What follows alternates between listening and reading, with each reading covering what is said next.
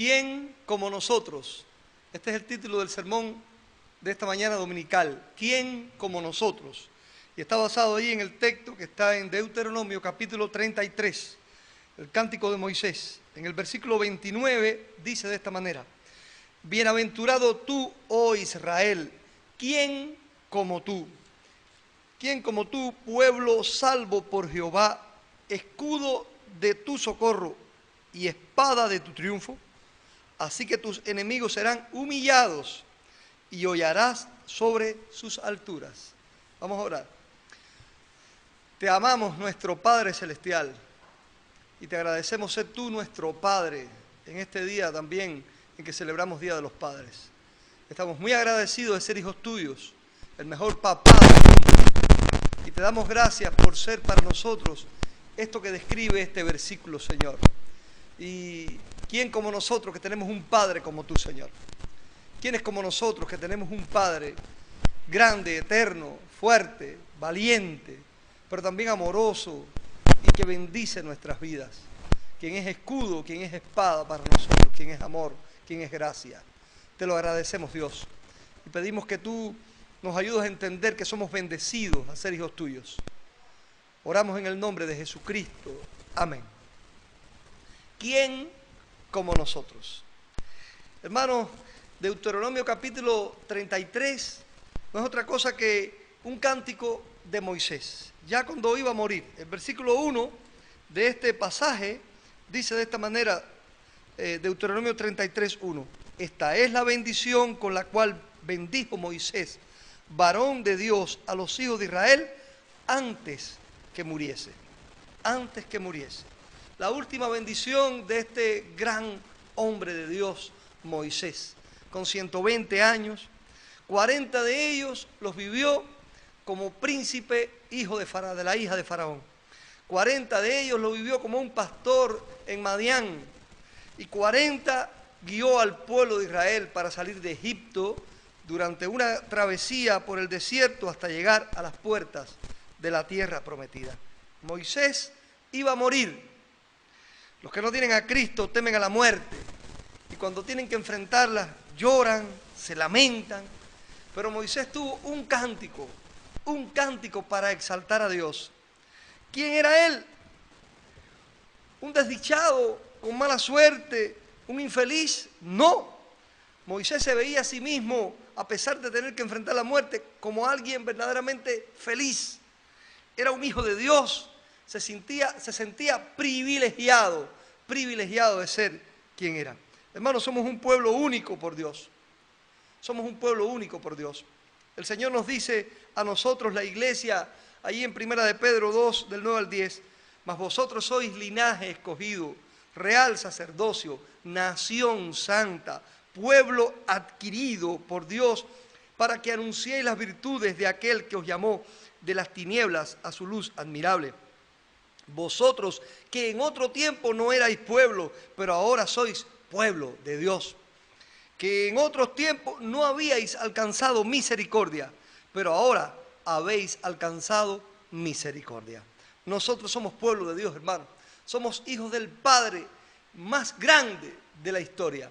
Nuestro Padre Dios.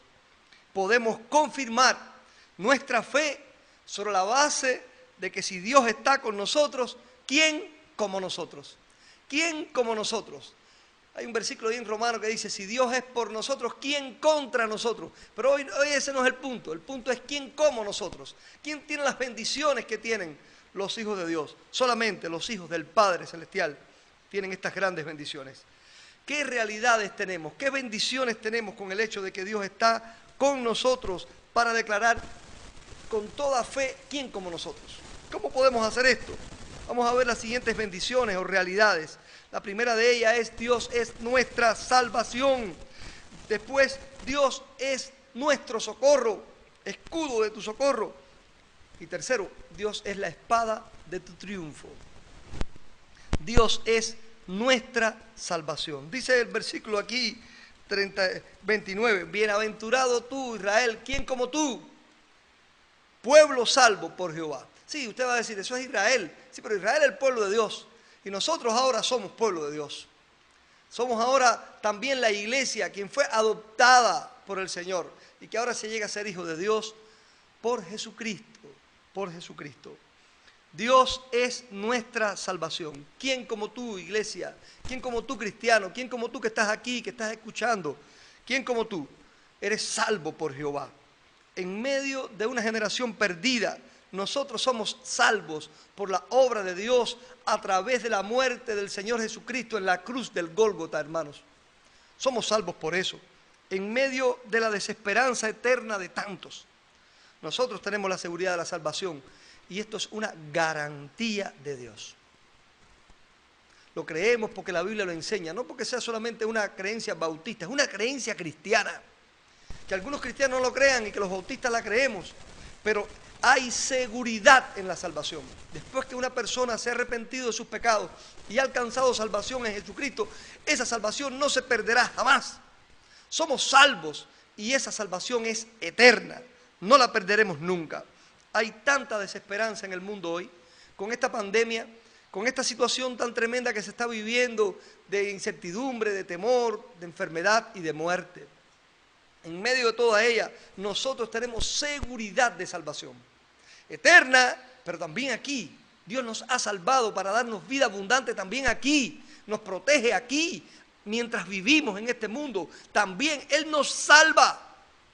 Como salvó a Israel de la esclavitud en Egipto. Él nos salva de situaciones embarazosas, de caer en pecado. Él nos salva de traiciones. Él nos salva de enfermedades con un propósito, cuando Él tiene un propósito. Y nosotros estamos en esta tierra hasta que Dios cumpla el propósito en nosotros, si nosotros nos acogimos a su propósito. Moisés hablaba con propiedad cuando decía, ustedes son un pueblo salvo por Jehová. Hablaba con propiedad. Aquel pueblo que lo escuchaba tenía conocimiento de causa. Ellos habían experimentado la salvación de Dios cuando los sacó de Egipto. Ahí habían estado por más de 400 años. Los abuelos, los padres de estas personas habían sido esclavos toda la vida. Ahora está esta nueva generación que salió de Egipto, que ahora son los hijos de aquellos. Y esta generación sabe que por la mano poderosa de Dios salieron de Egipto y fueron salvados. Dios no solamente los saca de Egipto, sino que los salvó continuamente en el desierto.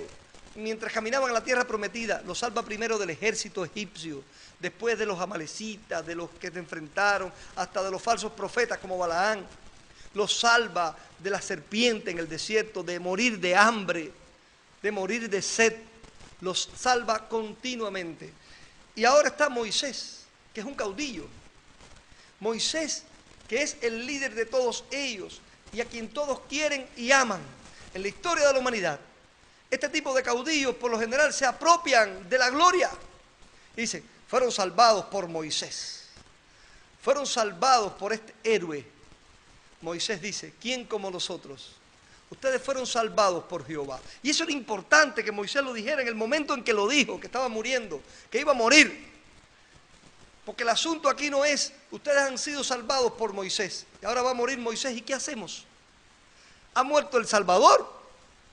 Ha muerto el guía. Todavía tenemos que entrar a una tierra prometida. Tenemos que conquistarla. ¿Qué pasará ahora?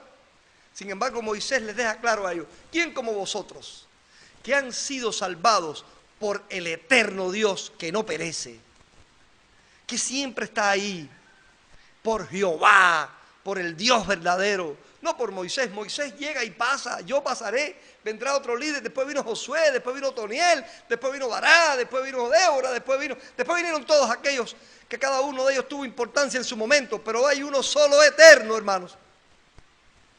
Hay uno solo eterno. ¿Y quién como nosotros hemos sido salvados por Jehová?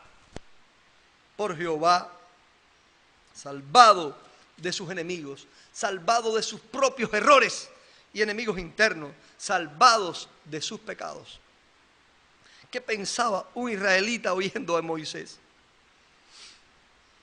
En una ocasión mi maestro de Biblia, mi maestro de la vida, que me cogió tierno allí empezando en la fe cristiana, Mario Pérez, un hombre de más de 90 años, más de 60 en la fe cristiana, un maestro, un hombre santo, un hombre bueno que me enseñó tanto en mis primeros tiempos de cristiano.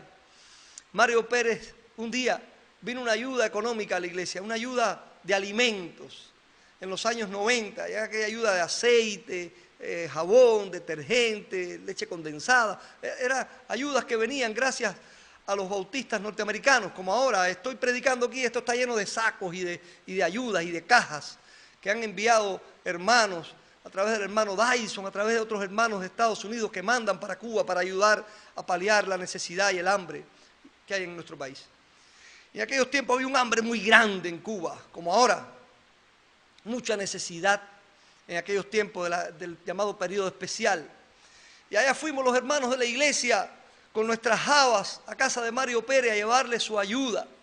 Y cuando llegamos allí estaba su nieta, Liana, una gran amiga mía.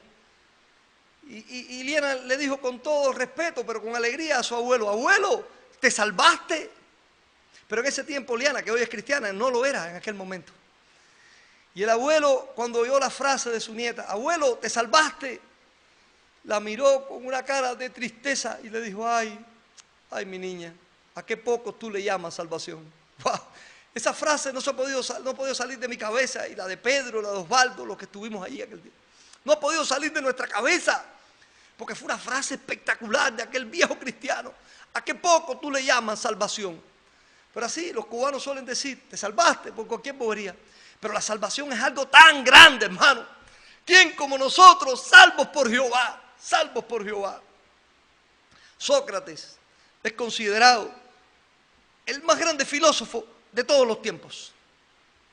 Fue condenado a muerte por envenenamiento con cicuta, porque decían que pervertía la juventud. Entre las cosas que enseñaba que los dioses griegos eran falsos. Cuando lo condenaron a morir, enfrentó la muerte con una dignidad tremenda. Habían tanta gente allí. Allí no pudo estar Platón, que era quien describió al final su muerte, pero estaba su mejor ayudante, Critos, o Critón. Dice que cogió la cicuta, se la tomó y se acostó ahí. El verdugo le tocaba y le decía, ¿sientes algo? Porque se iba muriendo poco a poco, le iban dando unos escalofríos hasta que moría. Él solo se la tomó. Pero las últimas palabras que dijo Sócrates, se las dijo a su ayudante, Critón, y le dijo, oh Critón, le debemos un gallo a Asclepios, no te descuides, le debemos un gallo a Asclepio. Asclepio era el dios de la medicina de los griegos. ¿Saben? Ni los filósofos se ponen de acuerdo sobre qué quiso decir Sócrates con esas palabras. Hay una cantidad de especulaciones. ¿Qué quiso decir? Fue una ironía, porque él no creía en los dioses, y ahora resulta que dice que había que sacrificarle un gallo a Asclepio. Dice que es el gallo más famoso de la historia, el gallo de Sócrates. Asclepio ni siquiera lo entendió, Critón. Dicen que Critón no lo entendió, porque Critón le dijo, sí señor, pero hay algo más, y dice que ahí ya no contestó Sócrates, porque murió.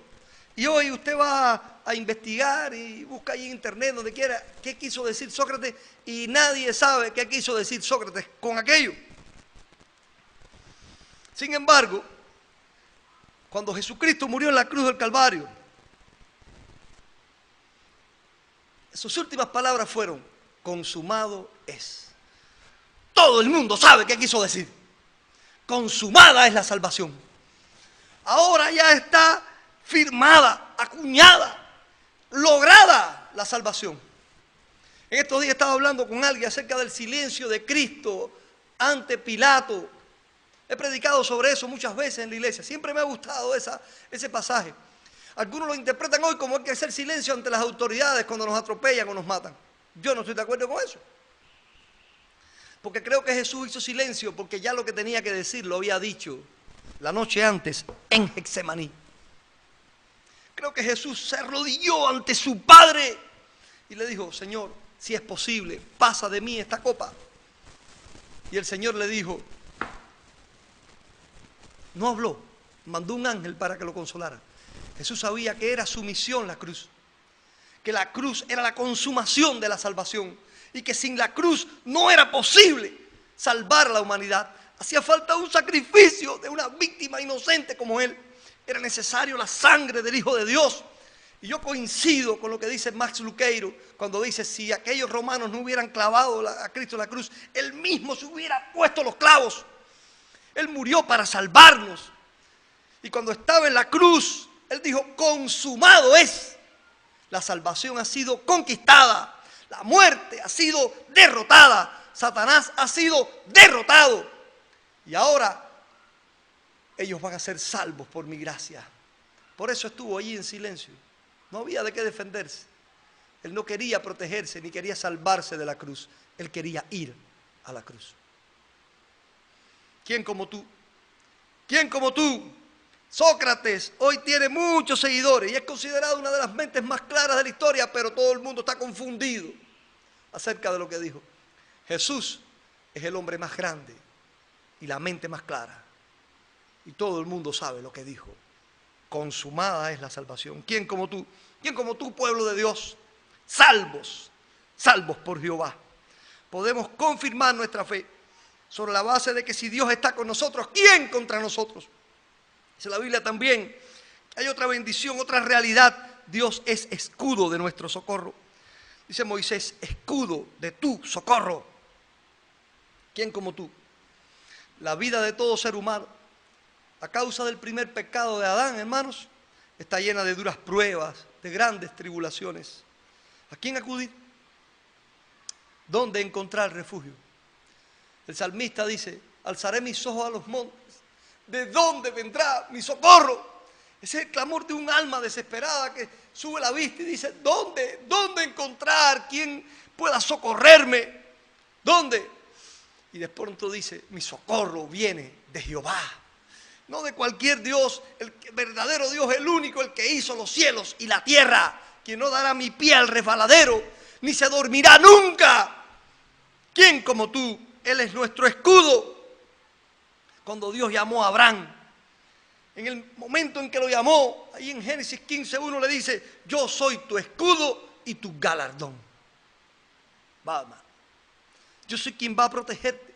Yo te estoy llamando a ir a un lugar desconocido, a dar un paso de fe increíble, a salir con tu familia de la estabilidad que tenía, de la prosperidad que tenía en Ur, de los buenos vecinos, de su lugar de origen, a una tierra que tú no sabes, pero yo seré tu escudo alrededor de ti. El Estado de Israel fue atacado en estos días, hace un mes, en el mes de mayo de 2021, por cohetes de Hamas, una organización terrorista que opera en la Franja de Gaza. Miles de cohetes fueron lanzados, miles de cohetes desde la Franja de Gaza sobre Israel. El mundo se quedó maravillado con un sistema de defensa israelita conocido como el domo de hierro, o la cúpula de hierro, o el escudo de hierro. Se quedó maravillado el mundo entero. Miles de cohetes fueron destruidos en el aire antes de caer sobre Israel. Habían cientos de videos, miles de videos en internet, la gente asombrada viendo cómo los cohetes cuando salían en el aire, ¡pa! ¡pa! Explotaban y no caían sobre la nación de Israel. Sin dudas, ese fue un gran escudo que asombró al mundo. Pero Israel hoy está ahí, miles de años de persecución, de antisemitismo, de querer destruir a Israel. Israel hoy está ahí, no por el domo de hierro tiene apenas 10 o 15 años. Ha estado porque antes que eso había otro domo, otro escudo, y sigue hoy, y es el Dios que le prometió a Abraham, yo seré tu escudo. El Dios que lo ha protegido a Israel y que le ha dado la victoria, el Dios que ha protegido a la iglesia y le ha dado la victoria, el Dios que dijo, yo acampo alrededor del que me teme y los protejo, el ángel de Jehová. El Dios que cuando Jacob fue a entrar a la tierra, regresando y se encontró con su hermano y tuvo que enfrentarlo, le oró a Dios y le dijo, Señor, tú me llamaste para regresar, pero ahora viene mi hermano a destruirme.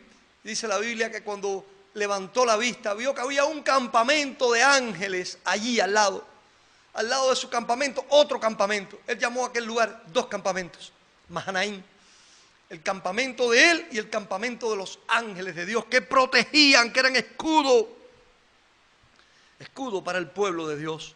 Dios, el Dios de Abraham, El Dios de Jesús es quien protege a la iglesia en este tiempo. David dijo, mas tú, oh Jehová, eres escudo alrededor de mí, mi gloria, el que levanta mi cabeza. Y después dice también, el Señor es mi fuerza y mi escudo. En Él confía mi corazón y soy socorrido. Por tanto, mi corazón se regocija y le daré gracias con mi cántico. ¿Quién como tú, iglesia? ¿Quién como tú, cristiano? ¿Quién como tú, hijo mío? ¿Quién como tú? ¿Quién como tú? ¿Quién como tú? Dios es el escudo de tu socorro. Es el refugio nuestro. En este tiempo, si necesitas socorro y refugio, Dios es tu refugio. Podemos confirmar nuestra fe sobre la base de que si Dios está con nosotros, ¿quién contra nosotros? ¿Quién como nosotros? Hay otra realidad tremenda. Dios es la espada de nuestro triunfo. Dice allí, y espada, ¿quién como tú? Y espada de tu triunfo. Dios es nuestra salvación. Dios es nuestro escudo.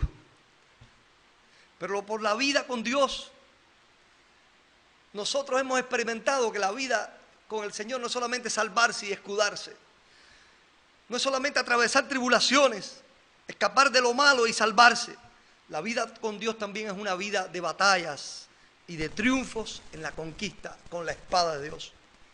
La espada del Espíritu es la Biblia, pero aquí no se habla de eso. Aquí se dice que Dios es nuestra espada, que el propio Señor es nuestro triunfo, es quien nos da victoria en las batallas. El pueblo de Israel, mientras estuvo en Egipto, Dios solamente era escudo y salvación. Cuando salieron al desierto, empezaron a experimentar victorias. Ya no solamente era sálvanos o protégenos. Ya no solamente eran cristianos de trincheras, ahora son de conquista. Iban a conquistar la tierra prometida. Conquistaron, los cristianos han conquistado el mundo con la fe y la palabra de Dios y con la espada también. Los cristianos no estamos solo para decirle al Señor, protégeme, sálvame, sino también para experimentar la victoria de salir del hueco y salir adelante a la batalla y enfrentarse a gigantes. Enfrentarse a gigantes para la victoria. La vida con Dios también es una vida de victoria en batalla y triunfos en conquista, hermano. Nuestro Dios es la espada de nuestro triunfo. Él es mi espada. Dios ha logrado grandes triunfos por mí y para mí. También por ti y para ti. Él es la espada de mi triunfo y de tu triunfo. ¿Saben? La espada es un arma emblemática en la historia de la humanidad.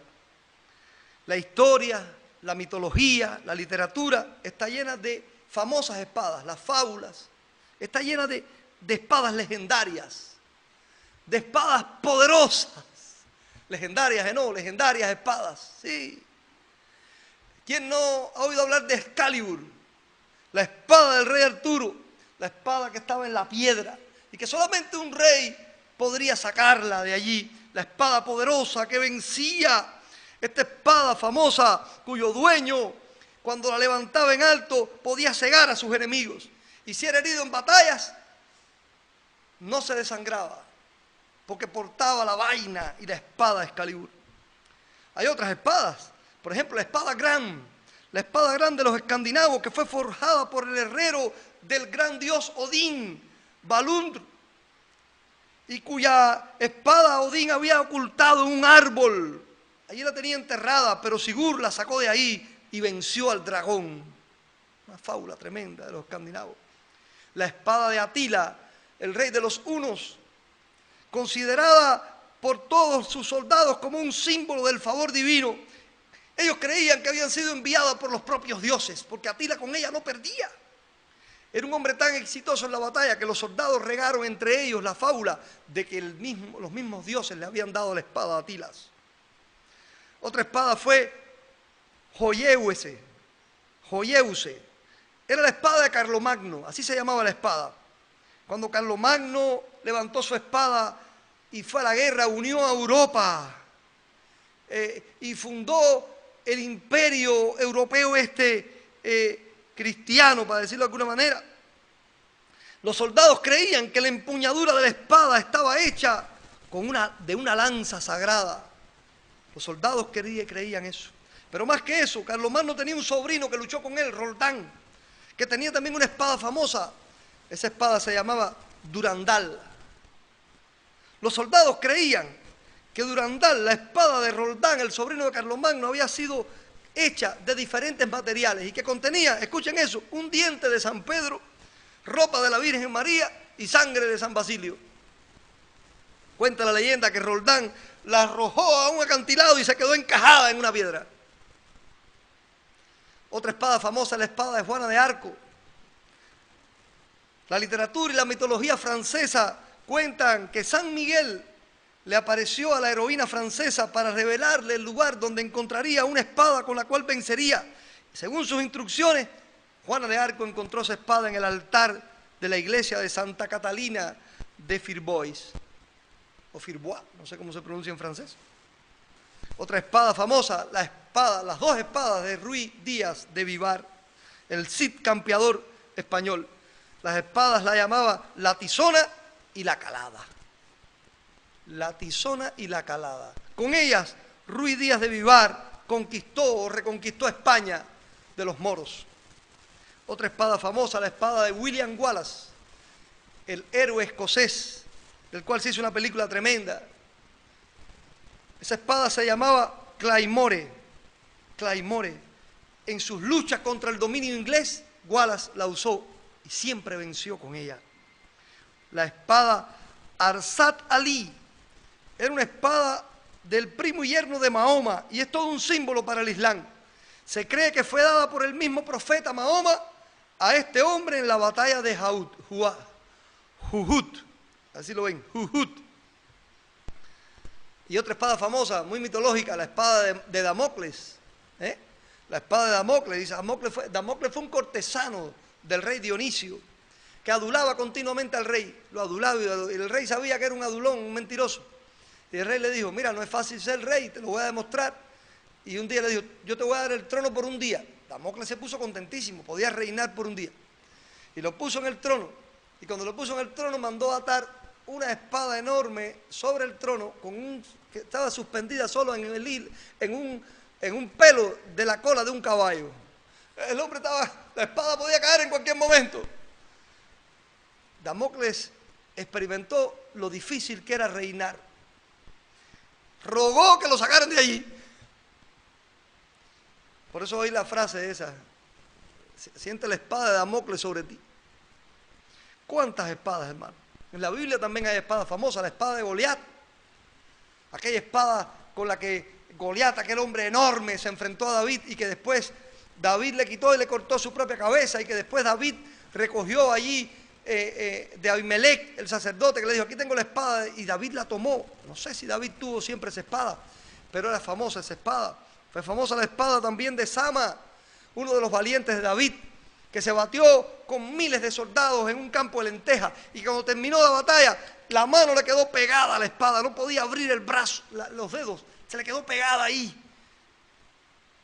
Cuántas espadas fabulosas, hermano. Cuántas fábulas, cuántas historias, cuánta literatura, cuántas historias reales y falsas sobre espadas. Pero ¿saben qué? La gran realidad es que el poder de la espada está en el brazo del que la porta. La gran realidad es que todas esas famosas espadas fueron portadas por personas que estuvieron y pasaron y ya no están. La gran realidad, hermanos, es que la fama de la espada está en el puño del soldado. No es la espada, es el guerrero. Pero ¿saben qué? En el caso nuestro, Dios es la espada de nuestro triunfo. El poder está en la espada. Cuando yo porto esta Biblia y con ella predico la palabra, el poder no está en mí, el poder está en la espada. Aquí sí el poder radica en la espada. Y no es fábula. Cuando tenemos victoria, Dios es la espada de nuestro triunfo. Hay muchas espadas famosas, pero ninguna es tan grande como Jehová, nuestro Dios. Él es la espada. ¿Saben qué? David fue tal vez uno de los hombres más valientes que ha pisado esta tierra. Siendo un niño se enfrentó a Goliat y le quitó su espada y con ella lo mató. Fue un hombre de espada toda la vida, pero solamente temió a una espada. Y solo tembló ante una espada. Y dice la Biblia en Crónicas, Primera de Crónicas 21:30, que David temía en gran manera a la espada del ángel de Jehová.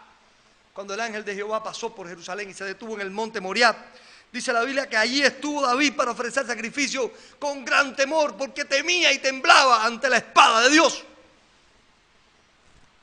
¿Quién como tú? Dios es la espada de tu triunfo. David sabía que todas sus victorias eran por la espada de Dios, no por su propia espada. Y a esa espada también le temía sobre sí mismo. ¿Quién como tú, cristiano? ¿Quién como tú? Dios es la espada de tu triunfo. Concluyo, hermano. Podemos confirmar nuestra fe sobre la base de que Dios, el Padre nuestro, el más grande papá de todos los tiempos, Él, el que está con nosotros, nos hace creer que ¿quién como nosotros? ¿Quién como nosotros? ¿Quién tiene las bendiciones que tenemos los cristianos, hermano? ¿Quién? ¿Qué realidades, qué bendiciones podemos ver nosotros? Tenemos estas, hermano. Dios es nuestra salvación. Dios es nuestro socorro, escudo de nuestro socorro y la espada de nuestro triunfo. Es hora de que nos revaloricemos correctamente. ¿Quién eres tú? Y digo revalorizar porque a veces no nos damos cuenta del valor que tenemos y de lo que realmente somos. Y no es mala gloria, hermano, en realidad somos hijos de Dios. Somos hijos del Padre eterno, quien nos ha salvado, quien es el escudo de nuestro socorro, quien es la espada de nuestros triunfos. La iglesia vencerá. Estos son tiempos difíciles, pero con la verdad de la palabra, pongámonos un fuerte argumento divino a nosotros mismos ante el reinado presente del desaliento, el pesimismo, la cobardía, la empatía y el desaliento. Levantemos nosotros nuestra fe, la palabra de Dios en nuestras manos y digamos, ¿quién soy yo? No va a haber una dictadura sobre mí del desaliento, del pesimismo, de la cobardía, de la empatía y del desaliento, sino que va a reinar sobre mí el Dios de la salvación, el escudo de mi socorro y la espada de mi salvación. ¿Quién como tú? Dios es tu salvación. ¿Quién como tú? Dios es el escudo de tu socorro. ¿Quién como tú? Dios es la espada de tu triunfo. Podemos decir como David en su cántico de victoria, allí en el Salmo 18, 1 y 2, te amo, oh Jehová, fortaleza mía. El Señor es mi roca, mi castillo y mi libertador, mi Dios, mi roca en quien me refugio y en quien confío, mi escudo y el cuerno de mi salvación, mi altura inexpugnable. Entonces, si Dios está con nosotros, podemos confirmar nuestra fe sobre esta realidad tremenda. ¿Quién como nosotros? ¿Quién como nosotros, hermano? La palabra de Dios te ha sido predicada, ahora tienes tú que creer en eso. Tienes que creer. ¡Cree! Porque cree que habrá muchos poderosos por ahí, pero ¿quién como tú? Que tienes como Padre al Dios eterno, al Dios fuerte, al Dios que es tu salvación, que es escudo de tu socorro y que es espada de tu triunfo. Vamos a orar. Dios nuestro, gracias por tu palabra preciosa, maravillosa, que nos trae este aliento, esta vida a nuestra vida que tú nos diste en Cristo. Ayúdanos a darnos el valor que tenemos, a revalorizarnos a nosotros mismos y a entender que tú eres quien reina sobre nosotros y no la dictadura del desaliento, de la tristeza, del dolor, de la enfermedad. Ayúdanos a creer, a saber y a vivir con esta victoria, con este aliento, con esta verdad. Que levantemos pecho, Dios, ante esta situación de desaliento en que se vive en este país. Levantemos pecho, levantemos nuestro rostro felices Padre, contentos y dándonos una autoestima real de quiénes somos. ¿Quién como nosotros? Gracias. En el nombre de Jesucristo, nuestro Salvador. Amén. Amén. Que Dios les bendiga, mis hermanos.